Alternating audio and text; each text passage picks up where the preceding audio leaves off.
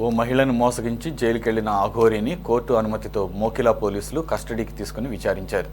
అఘోరీని 3 రోజుల కస్టడీ కోరుతూ చేవెళ్ల కోర్టులో పోలీసులు పిటిషన్ వేయగా కోర్టు 1 రోజు అనుమతించింది. కోర్టు అనుమతి మేరకు అఘోరీని చెంచల్గూడ జైలు నుంచి మోకిలా పోలీస్ స్టేషన్కు తరలించారు. అఘోరీని ఉదయం మోకిలా పోలీస్ స్టేషన్కు తీసుకొచ్చారు. Mokila circle inspector Veerababu, detective inspector సమరం రెడ్డిల ఆధ్వర్యంలో సుమారు 4 గంటల పాటు విచారించారు.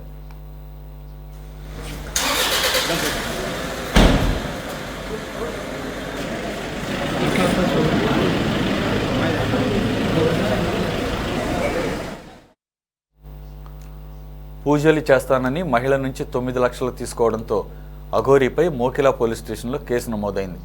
మహిళను మోసగించిన కేసుకు సంబంధించి అఘోరీని పలు ప్రశ్నలు వేసినట్లుగా తెలిసింది.